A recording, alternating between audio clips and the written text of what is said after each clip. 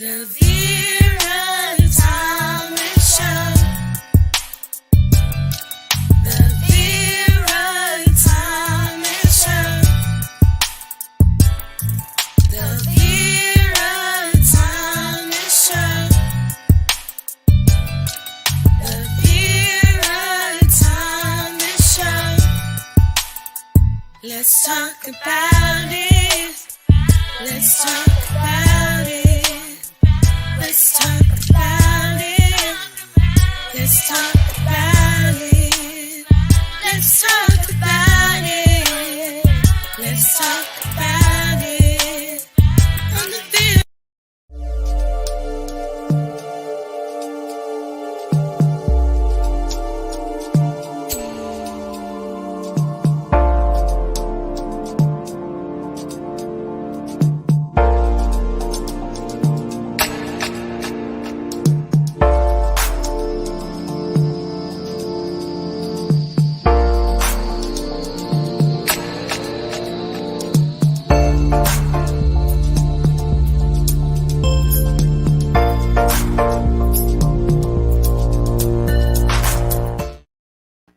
Hello, hello, hello. I am so excited about this show. And normally I sit and read the bio of my guests, but today we're going to see the video bio of the guests that I have today. It is an amazing story that I'm sure will inspire, uplift, and encourage each and every one of you. So let's take a look at this video bio that I have of my guests. Lawrisa Genesis Harris, the ambitious amputee, cancer survivor, left leg amputee, author, motivational speaker, semi-truck driver, model, biker, clothing designer, survivor. Read about her incredible life story in her book, The Secrets of a Fallen Rising Star. Hi, my name is Lawrisa Genesis Harris. I am your ambitious amputee. My mission for this process was to bring more beautiful, sexy amputees together and to make sure that they felt beautiful, confident, and being an amputee myself, a left leg amputee, it was very vital to me that I did not want other people to feel the things that I've once upon a time felt, like depression, suicide, and everything else. So it was important to me to be able to give back, to say, hey, this is why we're doing Amputees Are Sexy Too from state to state, because it was very important as my therapy and my healing to give back to my community. Genesis is on a mission to inspire other amputees and bring new awareness to the amputee life.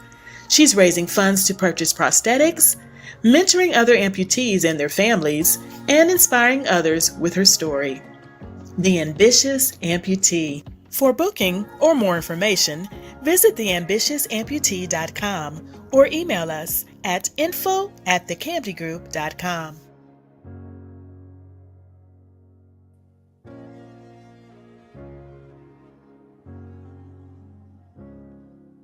This is an amazing, amazing, amazing lady. And I am going to pull her up right now. Hello, Miss Genesis. How are you? How are you doing today? I am so excited that you are here today. As I was listening to and hearing about your story, I was just thinking, oh my God, no one should have to endure all the things that you have endured. And so I want you to just take a few minutes and share with our audience a little bit about your journey. And then we're going to come back and talk more. Okay. Hi, everybody. So, look, I feel like somebody said go. So I am the ambitious amputee. I got that tag because I do a lot. I do so much most amputees don't do.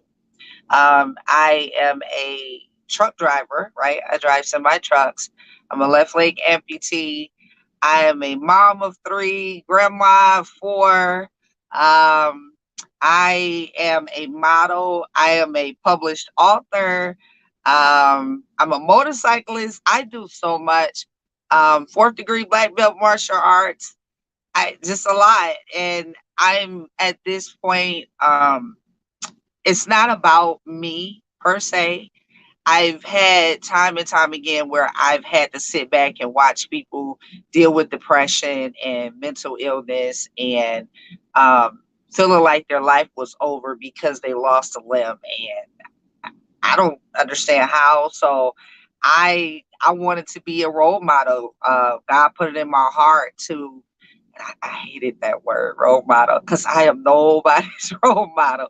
But God put it in my heart to be the example, the best example I can be with my flaws and all. So I'm just being me. It's nothing more, nothing less. Well, you are definitely a role model. You are definitely a trailblazer. You are definitely someone that can uplift, encourage, motivate, inspire, and educate. And I am so honored to have you here today. And Thank you so much. your book talks about your journey and all the things that you've gone through. In the video, it mentioned about being suicidal and all of those other kinds of things. But can you just kind of share and also now we do have comments here. Effie Robertson. Hi, Effie. And she says, definitely a role model. Definitely a role model. Yes. Well, Aw. thank you for being here, Effie. And I want you to just kind of share with our audience a little bit about that journey that made you realize that God had a bigger plan for you. And she says, hello, co-author sister. Yes, yes, yes. We're co-authors and trailblazers who lead. So glad that you came to share with us today. So if Thank you could just kind of talk a little bit, because we know your book is amazing. Your book is a tearjerker, in that you've gone through so much, but yet look at you, and look at where God has placed you and what it is that you are doing. So, if you could right. just give the audience a little bit of a backdrop of what your experiences have been and what all you've had to overcome. Sure. So I'm gonna start from the beginning, right? As much as I can. I was born different. I was born as I had cancer. It was a rare cancer that was never named. Still today, I don't know what the name of it was. They never called it a name, but it was moving very rapidly. It started in my left foot, and my foot was so huge, like it was big. It very painful to walk on. Um, and then later on, I was told I had cancer. So what they decided to do at age 7 is amputate my leg to save my life, because as fast as the tumor was moving, it would have killed me by 8, 9, 10, whatever. So as I got older, um, and I was surgery after surgery after surgery, in remission, out of remission, and everything that was going on, it was building me and not even knowing it, right? My personality has always been a little fireish, right? A little firecrackerish. Um, but going through the things that I went through in the house where we lived, um, with molestation, by my brother, my oldest brother, by me and my sisters being abused by my oldest brother and other members in our family, um, by not able to be a little girl, because every corner we turned, we were being sexually touched by men that were supposed to protect us and not hurt us, and men that my mom was bringing around, and it just, as those things were taking place and hurting us, and even then, with having one leg after my leg was amputated, I still felt the need to protect my sisters. And so I did. I did that a lot. And I spoke about how I used to hide them inside the walls. Whenever I knew my brother was lurking or different men, I spoke about the violence of what I had to endure in that house. The man that was supposed to be my father was also abusing me because he had the mindset that he wasn't going to have any handicapped children. He actually had two, right? Um, and I was being neglected. I was being harmed. I was being um, the kid that never had a childhood. I had to ask permission to eat. I had to ask permission to go to the bathroom. I had to ask permission to go to sleep. Knowing that I had school the next morning. Um, and so there was no love. There was no love there. There hadn't been any love. I didn't even know what that was growing up, until I would go to my grandparents' house. And there is the only time I would catch a break from the abuse that was going on. And then my mom would take us back, back home. And it was a repeated cycle on both sides. And so growing up with that and trying to just live and feeling like I didn't want to be here anymore. And why was I here? And this is how my life is supposed to be. Why me? And so as I became older and a teenager and mastering how to walk with a prosthetic, mastering how to be normal, mastering wanting to have that normalcy with my family and children, other children that were like, they were different. Growing up back then, there weren't too many amputees. Children then, if they had any disabilities, it wasn't missing a body part, right? Not that I was around. And so to be around that and being the only one, that was a struggle. To be around the abuse, got to go to school. You still taking abuse because kids can be mean and cruel, and it was constant, constant, constant. And yet I just felt like somebody had to still protect my sisters. Um, and for that, my sister to this day still says thank you for what I did for her. And back then, I didn't feel like I was doing anything but what was normal, um, our normal. And so becoming a teenager, getting older, having babies, the abuse didn't stop, because I was in that cycle. I didn't know how to be treated good by somebody. I didn't know if somebody puts their hands on you, that's bad. I didn't know if someone belittles you or dog you out or talk harsh to you, that was normal. That was my normal. So I put up with it. I tolerated it. Um, Getting married, still in abuse, um, divorcing, dealing with pain.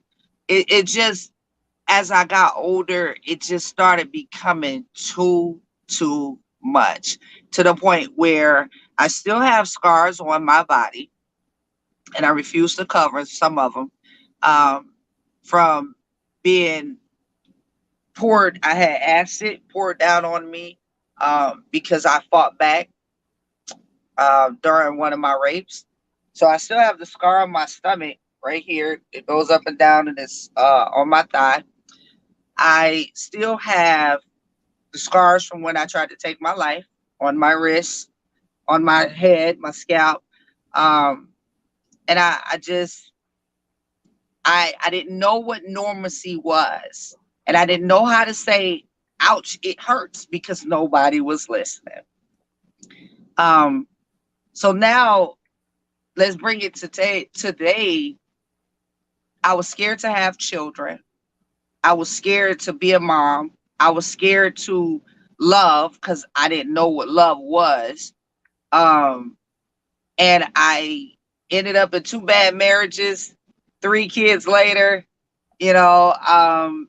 And I still walk with that scar. You know, no matter how much you try to get help, I have gotten therapy.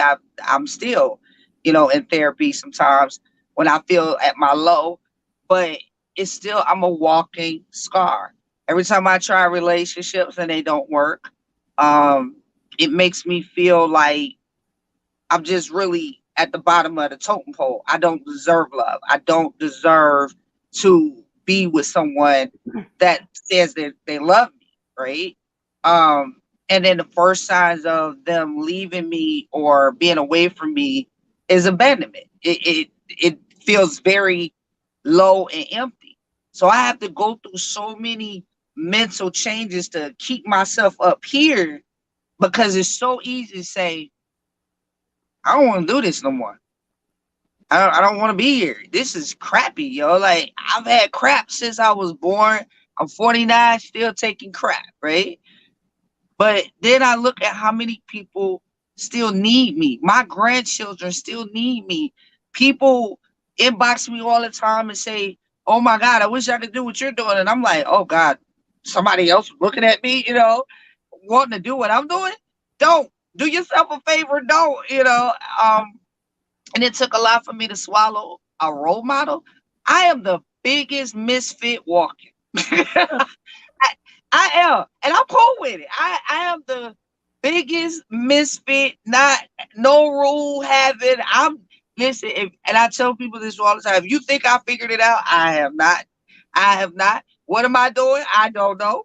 I'm living and trying to figure it out because I feel like I am so behind the eight ball on life. My life technically did not start for me until my last divorce. And then I had to figure out how to go buy underwear and shop for myself and feed myself and figure out, wait, I really don't like that. You know? And it's a lot. And to reprogram myself. And now I don't know, it changed me. That last heartache, heartbreak, heart pain, it it changed me to be this person that don't it takes a lot to feel. It takes a lot to feel. If I say I love you, please take it and run with it because I genuinely love you. But if I feel like you doing something to tweak that, turn that, flip that, it's easy. Flip, it's off, it's done.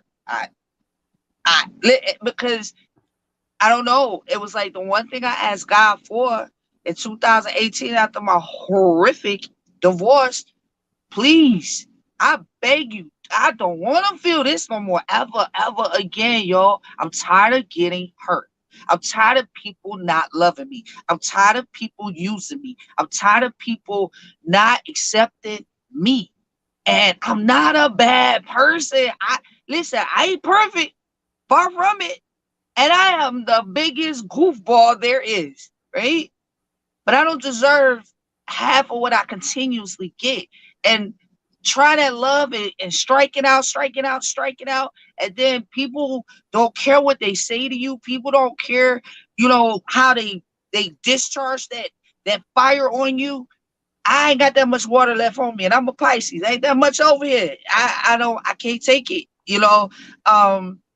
And so I have a rule now. No more arguing. No more fighting. I don't want that around me no more. Please don't raise your voice. If I hear it, do something to me now. And I run. And okay, oh my God, she popped out. She's been doing that since we got on before the show started. She'll be back.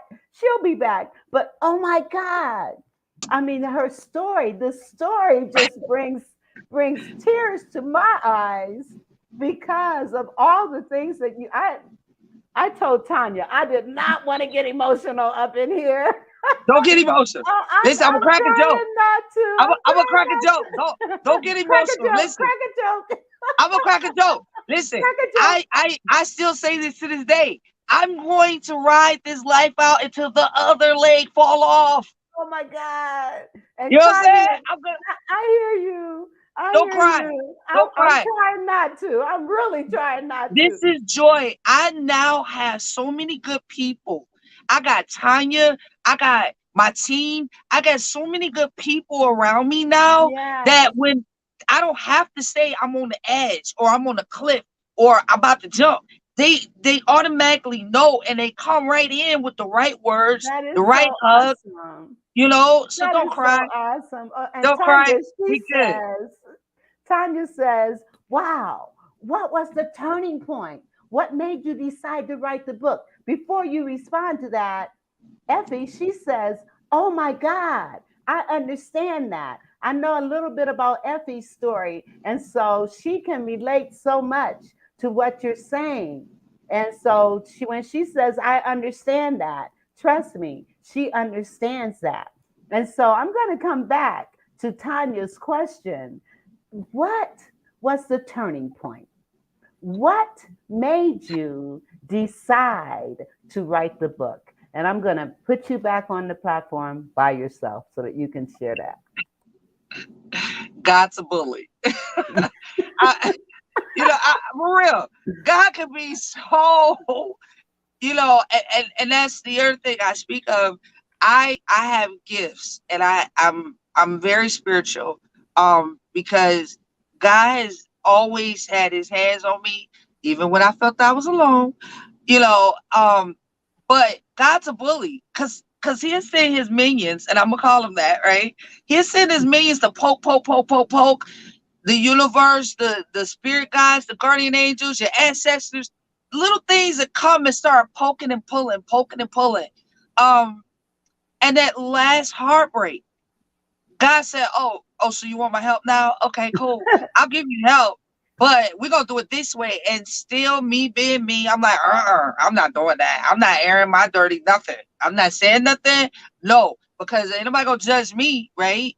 And God started shaking stuff in my house, yo. I was so upset with that. Like mirrors falling, pictures, expensive pictures on my wall falling, things shaking. But my house was the only house shaking. The old lady next door that was in my house, she said, up, yep, this ain't got nothing to do with me.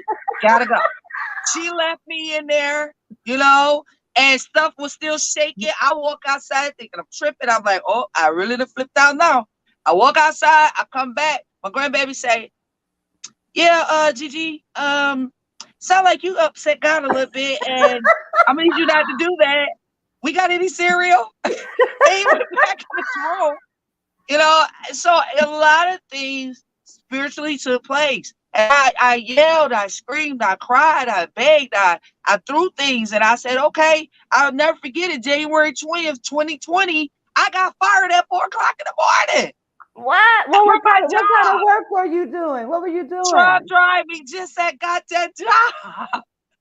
And I said, why am I being fired? My dispatcher said, I don't know, but it came from the top, but you got to go. Here, listen, I'm going to transfer $580 into your bank account. You're going to be okay, baby. God said, bless you. Yo, I walked out my job. I was so angry, so mad. Me and God had a little powwow in my broken down hoopty. I was driving, right? And going from homelessness and building myself back up. And I said, okay, this where you want me? I bet not need for nothing. This baby bet not need for nothing. It bet not be no bill in the red. You want me to write that book? Fine. I'll finish the book. Fine. But I promise you what I want out of this. And I listed 5 things I wanted. So far, I got 3.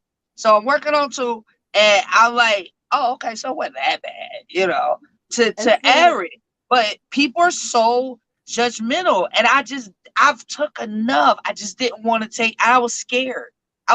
But they have a way of making me feel like you're gonna do it regardless, and you just lost this battle. So God, 59 and my 0, right? And I want to talk about that because people don't understand when you have that kind of relationship, He does talk to you that way. And He will chastise you, and He will correct you. He's a bully. I don't know if I call God a bully. Hey, listen, I love God. I love God. God comes first. But that's a bully. Because when God wants things and God is tired of waiting on you to figure it out, waiting on you to come to Him, waiting on you to do what you're supposed to be doing, Oh, the intervention is not pretty, okay? And let me just say, I'm glad we on a good accord right now. He bothered me, I ain't bothered him, we good, right? But Yeah. it's the truth. It's when you become divine and walking in your divine path, and we always begging and asking, Lord, please let this bill get paid. Well, then he like, well, okay, but why you keep coming to me only when you need something instead of doing what I told you to do, and you ain't got a need for nothing, you can have it all, right? Yes. Yes. Effie, she says yes. God will test you before he elevates you. Know your Bible. God is merciful, but he is a vengeful God. And then she says, he gets tired of waiting on you. Yeah. Got tired, got tired, and I'm telling you, the move to Georgia, I talk about this all the time. Somebody had their hand on my soul because it was a pool, and I thought I was dying. I went to the doctor, I got checked out, and the doctor said, "You're fine. This seems spiritual, and I ain't got nothing." Everybody The went to me doc, had nothing to do with it. really? He Yeah. actually said this seems spiritual? Yes, this my God, my doctor told me this was not anything physical. You're fine. Your lupus is fine. You're fine. No, no, nothing showing. Your test results, your blood is good. This is spiritual. She said, you better answer that call. Those were her exact words to me. And I did. I said, fine. Y'all pulling me. It's always been a tug of war though with me and him. Because I feel like I've never been the one that get hit and say nothing. If you're gonna hit me, you're gonna tell me why you hit me. I don't care if it was your reason or my reason why you hit me, but you're gonna tell me why you hit me. So that's the type of relationship that I have with my God. And my God is very communicative, too much Very. sometimes. I be like, yo, okay, you I ain't don't gotta want to hear yell, it. you know? That's how I talk. I don't do the yo, they, thou, because that's not my relationship with God. And so therefore I'm in touch with my spirit guides, my guardian angels, my ancestors, and I know they exist. So, when people tell me, they had a woe is me moments, I don't have any sympathy for that. I got one leg and I'm running circles. I'd have been around the earth 5 times already, Wow. you Wow. know, truck driving and doing things for the amputees and building my brand. I'd have been around this whole globe 5 times. And I'm just now at a place where I'm not going, you can't call me with that. You can't ask me about that. I don't know the woe is me. And if that make me heartless or cold, then I God spare my heart. And right now it's on lockdown. And until those things come in and people see that they have to fight. You have to fight. And Yes. take listen, don't do what I did. I always want to go against the grain and then you fall on your face 99 times, because that was my rebellion. That was everything I had been through. That was me that had to say, now I gotta fall. And there was nobody there to catch me. There was nobody there to put a mat under me. It wasn't cushion. Some people fall, they land on a pillow. I knew a few of them. And you crying. And I had to hit the concrete like 50 times, right? So no, I don't believe in that. And I go to work every day. My body hurts from my lupus, but I ain't got time. Listen, I got stuff to do. I can't be sitting down with the woe is me. Um, Life is too good. It's good. You And just it's gotta too find your short. niche. Yes. Life is good and life is short. And so the woe I don't know is about me. we ain't saying that. We ain't Oh, saying okay. that. Okay. Like Okay. life ain't Okay. short. Life ain't short. Let me tell you Okay. why. And Okay. I'm gonna correct you, cause I don't want you to say that no more. We put Okay. expectations and we put endings on our own life.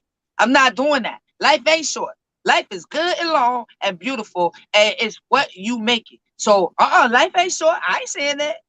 I ain't saying Well, that. Cause one of the reasons that I say that, because I guess because I've lost so many people at an early age, what seems like way before their time, me that too. their life seems short to me. Yeah, And so I understand what you're saying, though, because it's whatever time God allows us is the time that we are to take, yeah, use, and Yeah. do his work and his will based on what he's given us to do. Yeah. And see, you could not do what you do if you hadn't gone through all the stuff you've been through, Yeah. because you've gone through so much, but you've gone through it. I mean, through it.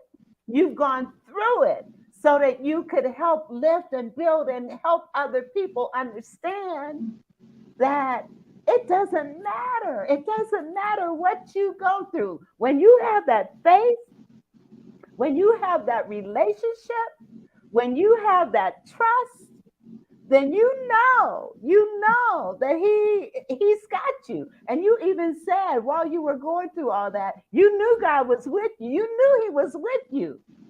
Even going and I can just imagine all that hurt and all that stuff. Sometimes you weren't seeing him. You didn't understand. It's like, if you're here, why am I going through this? You That know? part. Yeah. Yes.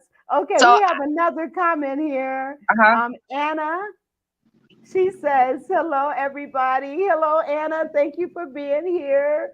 I really appreciate it. Now, there may be some of you watching on other venues, and you may be commenting, but I can't see your comments because of certain venues. So, if you really have something that you want to say, some feedback that you want to share, then come on over to the Vera Thomas Show on Facebook and we'll be able to see your comments, because if you're commenting right now, I can't see them if you're on other venues. Okay, so come on over to the Vera Thomas Show.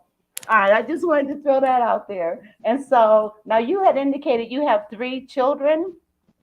Yes, I have a bonus child and 2 children that I physically birthed. My bonus child is my child that I adopted, my oldest. She's 32 years old now, and my original firstborn is actually 30. But I don't separate my children. I have 3 daughters. My oldest is 30. The middle child is 30. I mean, I'm sorry, my oldest is 32. My middle child is 30, and my baby with her spoiled self 23. My sneaker pull. That's what I called the sneaker pull. That was a divorce, and then I went back because I'm pregnant. Oh, okay. Oh my. But I love Okay. my husband. He was a misfit too. I loved my husband. And my husband had the heart like me and the mind like me. And he was a strong Libra, honey. He was not playing nothing. But my husband had his demons and his issues as well. But I told him this while he was alive. Um, he was a beautiful father, but oh God, he was a crappy husband. You know, That can and happen. he made me make a dead man promise, and I would never do this again. I've done that twice now. I would never make another dead man promise, which was before he passed. He told me, please don't allow any other males over his girls. And I kept that promise, um, and decided to marry a woman. And well, that didn't last. And so, I got a really messy divorce, and that was that last and final heartbreak. And I said, no more. I can't. And I'm gonna shield my heart better, because it's ours. That's all we have. And we have to protect it because people can pass from heartbreak. People can have too much stress on it. And I'd have had too many medical issues. I've had heart attacks, strokes, and I'm good. I'm Oh good. my. I gotta push back when it start feeling too heavy for me. Um, and like I said, too much heartache, too much pain. And I just said no more. I don't want that in my life anymore. And so now I'm a big goofball. I don't like to see people sad. I love giving back to my community and people. I don't like the whole stereotypical thing. Who is my community? Everybody. Why? Because I'm a God fearing woman, and I just believe in putting my assistance where it's needed. So That you are a being a beautiful misfit and all. soul. You're a beautiful soul. You really are. And now you call your oldest daughter your bonus child. Yes. Why do you call her your bonus child? So when I adopted her, she was going through abuse as well. by the family. Actually, she's actually a family member. Um, she was going through a lot of physical and mental abuse so early. When I first originally met her, she was 2 years old, ran up to me, called me mommy. And I'm like, oh God, my husband said, whose kid is that? And I'm like, I don't know who kid this is. Um, and she wouldn't let me go. But when I looked in her eyes, I saw something really, really familiar. And that was that same look that I had on my face growing up. That fear, that please rescue me, that whoever you are, you can take me out of here. Look. Um, and I wasn't gonna stand by and let anything happen to her. She was very boisterous at 2. She said they hurt me. They put their hands on me. They do this. They do that. So I took her. I sure did. Out the family, and moved her out of Detroit, Michigan, where we were residing, and we all moved to North Carolina. And the story continued. That's my child. That's my bonus child. And I only physically had 2, but if I could have had my way, I would have had a football team. And Yeah. a point I want to make, because you said at 2 years old, she was able to verbalize that she had been hurt. Yeah. So I want to say to parents out here and to my audience, if a child comes to you and tells you that something is going on with them, believe them. Yeah. Believe them. Don't brush it off. Investigate, Yeah. because they may be telling you, and they're probably telling you the truth. So when you hear a child tell you something that you may not want to hear, please, please, please investigate. Investigate. And Effie, she says, believe your children. Yes, believe your children. Don't brush it off, please. We have Yeah. too much pain happening with our kids Yeah. to just I, brush it off. So keep that in mind. Keep that in mind. And while she is coming back, because she popped off again, she's in her truck. She is actually in her truck.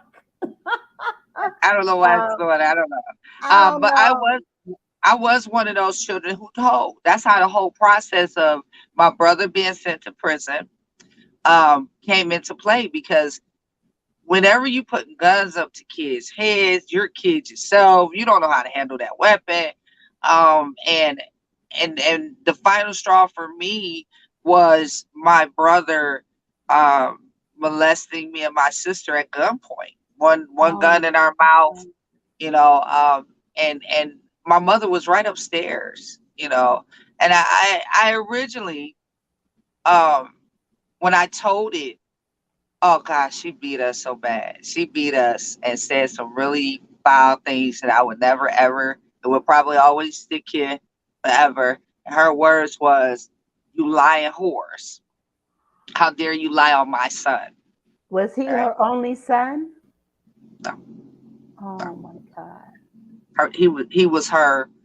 I'm gonna say love baby. You know the love babies where you had this significant other that you were in love with, but you didn't stay with that person, but you still love them. That was her love child. Yeah. So he was my oldest brother. He's very much out of prison. He served 25 years for what he did to me and my sisters. He didn't Well, get that's hit good. with all the charges. And I speak about all this in the book.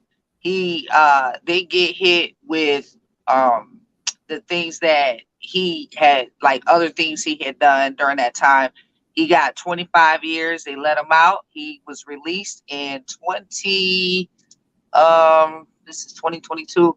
He was released in 2019, I think it was. Um, the threats still come in. I still get threats. My siblings, he's still, stalking my sisters and doing different stuff. It's a lot of stuff still going on in the family. And one thing that burns me more than anything, this is why I tell people all to listen to your kids, man. If your kids say it's wrong, your kids telling you stuff is happening, listen to your children. Because he made a promise to me, and I know he gonna try to fulfill it. He said, when I get out, I'm going to take your life. You know, Well, but okay. isn't there anything you can do, like a protective order or? Michigan is, oh my God, so bad, so bad. I called his parole officer, said the threat that was said to me, showed proof. And basically he told me, unless we actually catch him there, we're not doing anything. Oh, And then if I fill out the victim forms to keep him away from me, then he still has my address. So it's just a lot, and now I so just he really knows feel where like you live now? he knows I'm in Georgia, thanks to another sibling. hmm He knows where they don't know exactly where I live, but he knows I live in Georgia. Yeah, yeah. He has pictures of my children, thanks to a sibling. Now the sibling did this, gave pictures of all of me and my other sisters' children, what they look like today, what they look like then. Um, yeah, this pedophile. You did Wow. so. Wow. Anna, she says, I just want to thank Genesis for writing her book because her story happens every day all over the world. And some of us have no one to tell and no one to believe us. Wow. Anna, Thank you, best friend. That's my Anna, best friend. oh my God, this is a heavy show. Sorry. Oh, this is a heavy show, I'm but sorry. it's okay because people need to understand when you're going through these things, you gotta tell people, you gotta talk about it. And Yep. you also talked about having gone through counseling and therapy. So many people of color frown on that, and they Mhm. go through their pain and their misery alone without that. So can you kind of speak a little bit on therapy and the benefits that it's been for you? I am very grateful. I should have had therapy growing up. I should have had therapy. I should have had sessions, but I had to. It was I didn't get that. Um, when I turned well back in 2018, when I found out my marriage was, of course, infidelity and all those things, and the reaction after and things that took place, um, that devastation left me with no other choice, but to throw myself into something. Um, and the day I laid in the bed for days, and my grandson had to, be there to endure that, and nobody checked on us, nobody called, nobody cared, and things were still going on. Um, I knew then I had to do something, and I didn't want that cycle to continue with my babies.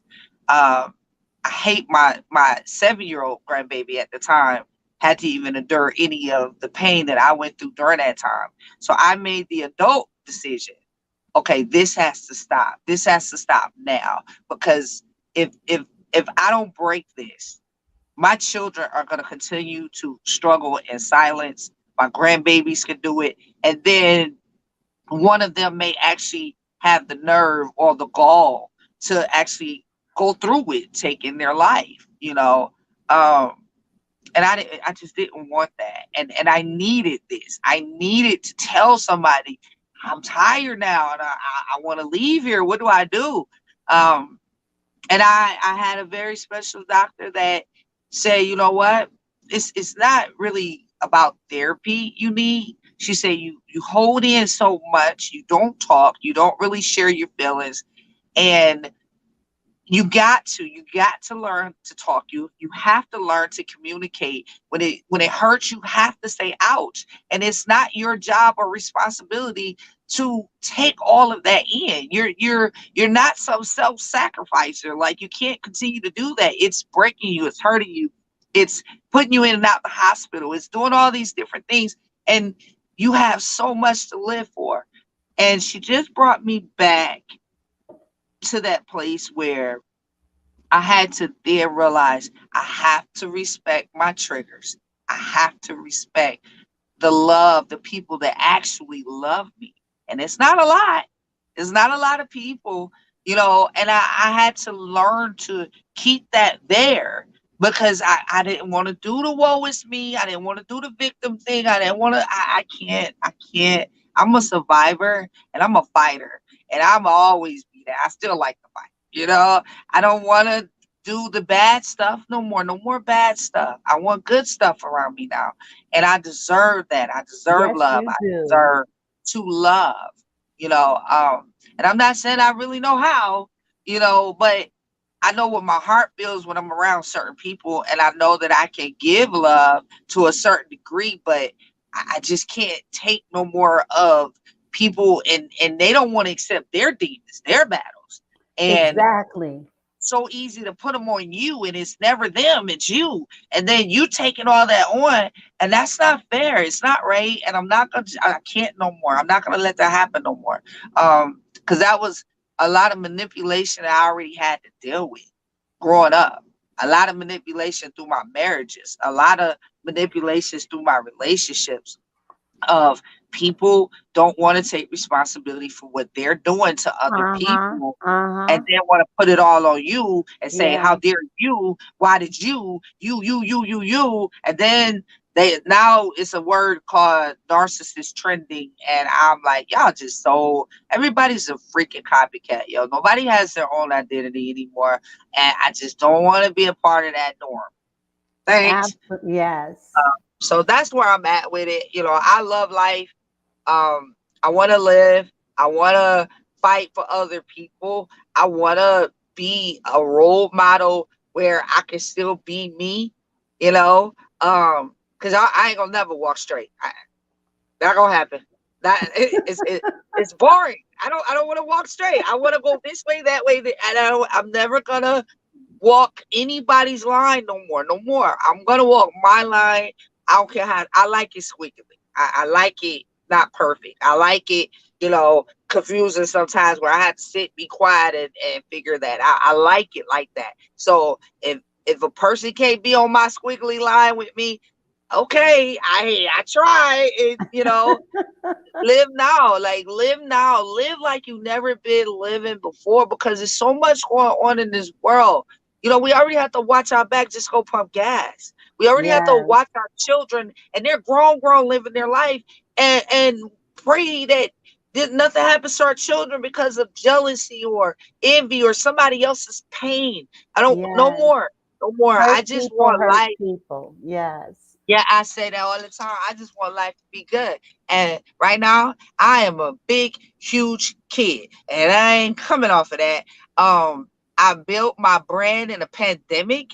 I set up here, and I'm steady reaching, and I can't wait. Like all my new endeavors and stuff coming up. I'm working my butt off, but I ain't never gonna run around here and do the pity party no more. Nobody else deserves that energy from you. Nobody. And I'm not giving it. And the first time I feel like you coming at me wrong, I'm gonna be like, all right, well, we tried. Yeah. Goodbye. I know that's Goodbye. right. I know Because I'm that's not gonna right. let you dog me. I'm not gonna let you dog me. I'm not gonna let you handle me. I'm not gonna let you talk to me any kind of way. And again, I always say, FYI, I got a trucker's mouth, and I still like to fight. Let's talk about you some know. of the squiggly stuff that you're Yeah. doing, because I Okay. know you're a model. Yeah. You also have a program specifically for amputees. And Yeah. let's talk about that. Tell me a little bit about that.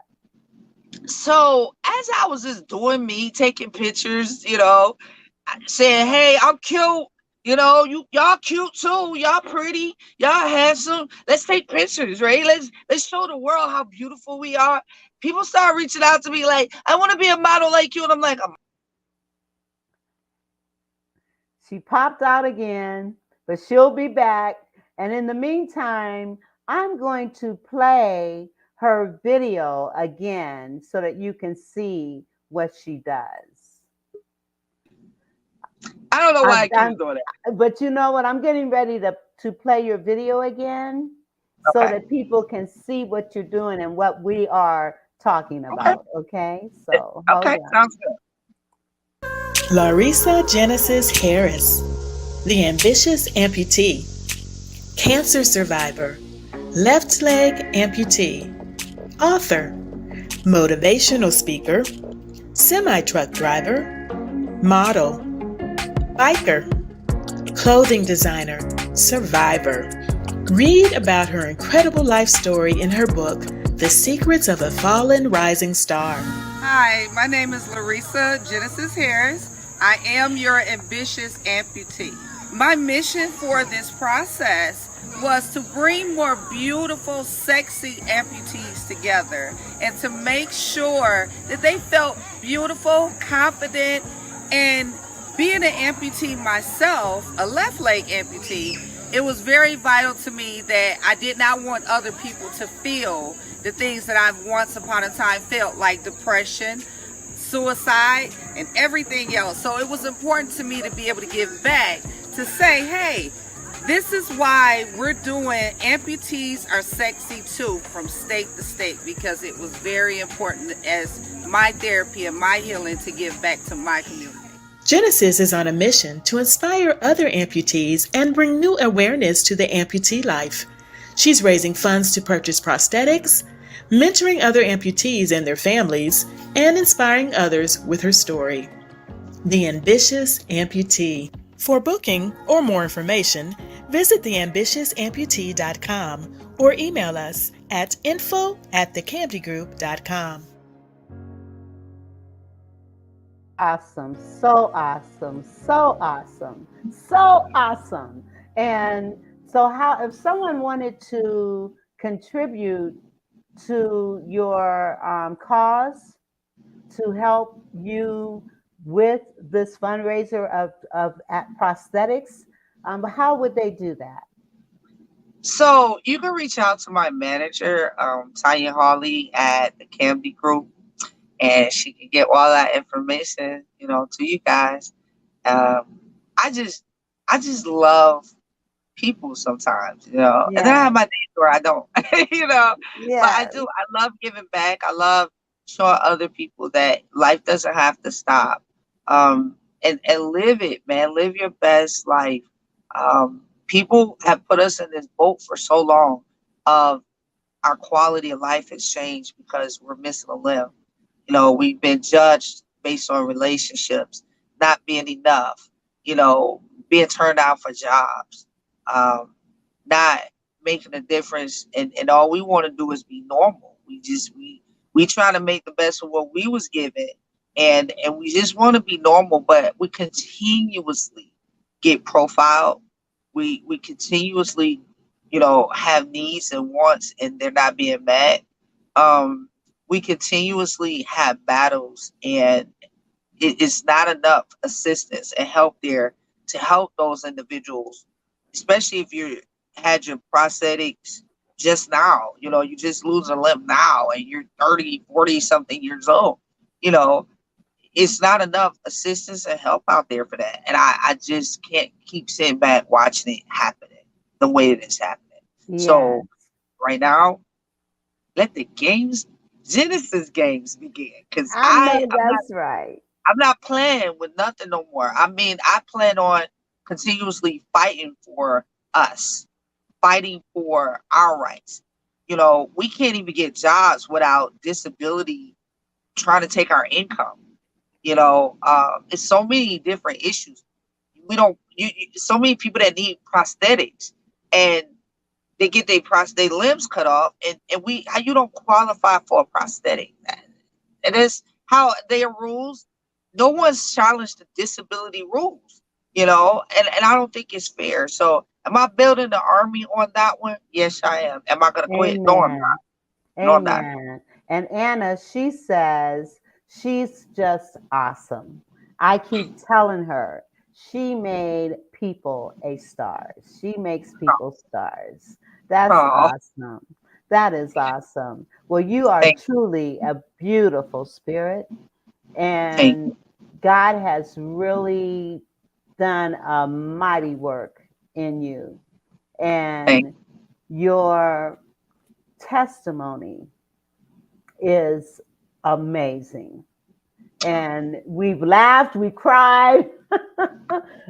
Yeah. But your story is so compelling, and to know that none of your issues, none of your pain was in vain, because from your pain, you developed your purpose. And I've heard that before, from pain to purpose, but this is real. This is Yeah. real, from pain to purpose. And From so, pain to kick ass. Excuse my French, but I it, know that's I right. I just refuse to take any more else. No more else for me. No more else for anybody like me. I want everybody to win.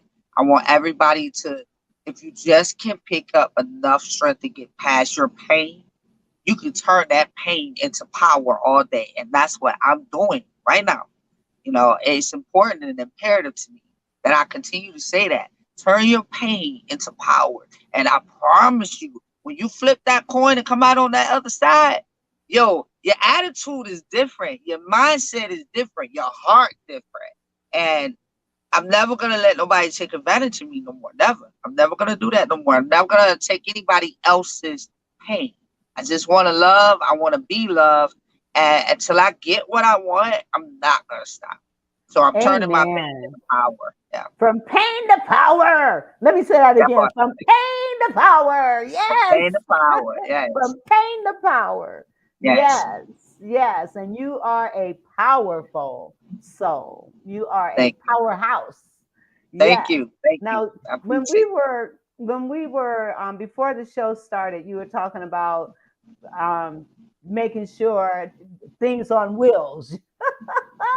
you your goal is to try to do everything where wheels are concerned. So let's talk about that. But before I do, Tanya, she says, yes, she is. Yes, she is. Yes, she is. Thank you, thank you, thank Yes, you. yes. Um, I believe in some of the things that are in the Bible.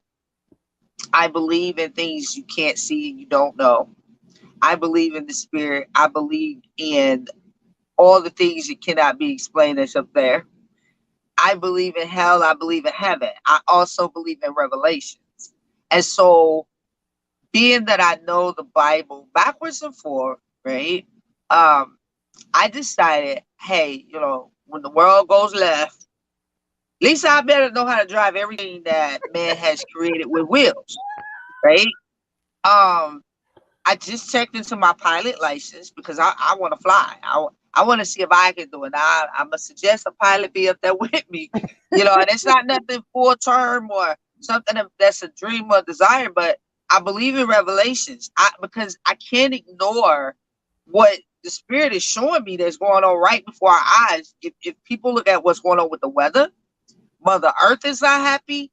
You know, these portals, these spiritual realms, everything that's going on spiritually, these Yes. tornadoes, it's a lot. And if people are not paying attention and they don't believe God, the earth, the universe, and everything else up there is collaborating to shake things up, to clean it up, to Yes. make a noise to say, oh, y'all thought this was real? Let me show you.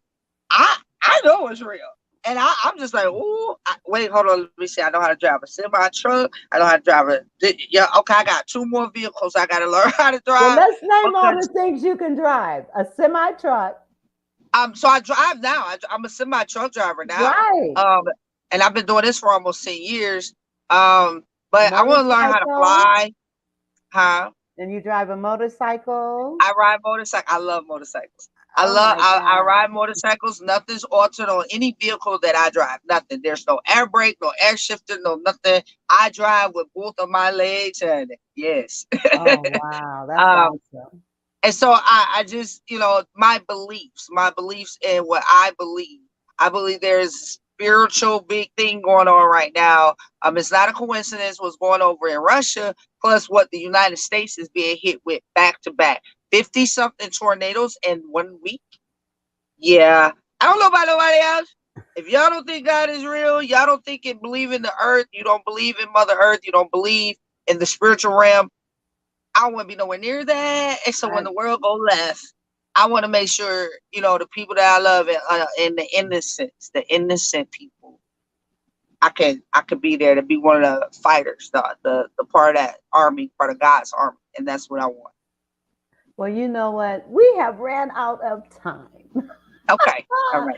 But oh my God, this has been so inspirational. And Well, thank you. all I can say is you are a powerhouse. Thank And you. I wish you nothing but great success. And I just pray that God just pours all blessings on you because Thank you. you are a blessing to so Thank you. many. And so I Thank you. thank you. I thank you for being here. And I thank my listening audience. And I do want to say, if by chance any of you would like to donate or contribute to the Vera Thomas Show, you can do so either through Cash App, PayPal, or Zelle. And that information is streaming right now. I do appreciate all of you being here today. And again, I'm getting ready to call you Tanya. Genesis, thank you so Yes. much. Tanya, Thank you. thank you for reaching out to me to Thank have you. Genesis come here. This has been such a I love blessing. all y'all. Thank y'all so much. I appreciate you for giving me this beautiful. I love the interview. This was awesome. I was really relaxed with it. So thank you. Oh, good. I'm um, glad you were. And thank Tanya you. she says, awesome interview. Thank you very Yes, it was. much. Yes, it was. Thank So thank you, you. manager. Thank you. Yes. And I just want to say thank you to all the listeners and the viewers. And anybody know Tyler Perry? Tell me I want my movie deal. Girl, you know what? Your book should be a movie without question or I'm doubt. trying. We're claiming it. We're claiming it. We're claiming it. We're Yes, we are. claiming Yes, it. we're claiming it. Yes. I want my movie deal. Yes, Yes. yes, Yes. We're yes. claiming But it it. has to be the truth. I don't want no extra added nothing. It has to be the truth. Absolutely. Well, listen, thank you again. And thank you, listening audience. And we will see you again next week. God bless. And if you would just hold on a minute before we leave, I would appreciate it. All right, thank you. All right. Thanks. The Vera Thomas Show. The Vera Thomas Show. The Vera Thomas Show. The Vera Thomas Show. Let's talk about it. Let's talk about it. Let's talk about it. Let's talk